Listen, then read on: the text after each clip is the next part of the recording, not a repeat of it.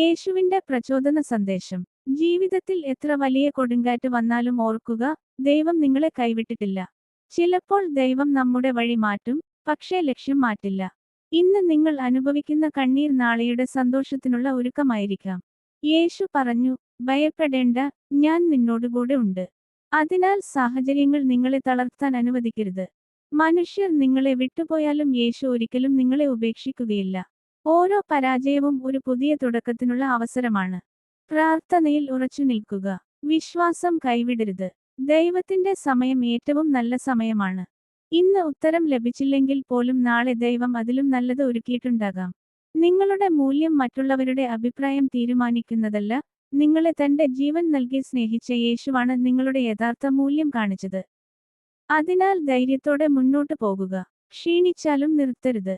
വീണാലും വീണ്ടും എഴുന്നേൽക്കുക. ദൈവം അടച്ച വാതിലുകളെക്കുറിച്ച് കരയേണ്ട, അവൻ തുറക്കാൻ പോകുന്ന വാതിലുകൾ അതിലും മഹതായിരിക്കും. പ്രത്യാശ നഷ്ടപ്പെടുത്തരുത്. നിങ്ങൾക്കായി ദൈവത്തിന് ഇപ്പോഴും മനോഹരമായ ഒരു പദ്ധതിയുണ്ട്. യഹോവയിൽ പ്രത്യാശ വെക്കുന്നവർ ശക്തി പ്രാപിക്കും, അവർ കഴുകന്മാരെപ്പോലെ ചിറകുയർത്തി പറക്കും. യെശയ്യാവ് അനുപാതം 40:31. യേശുവിൽ വിശ്വസിക്കൂ, പ്രാർത്ഥിക്കൂ, പ്രത്യാശയോടെ മുന്നോട്ട് നടക്കൂ. നിങ്ങളുടെ ഏറ്റവും നല്ല ദിവസങ്ങൾ ഇനിയും മുന്നിലുണ്ട്. ചുവന്ന ഹൃദയം ലാറ്റിൻ ക്രോസ്.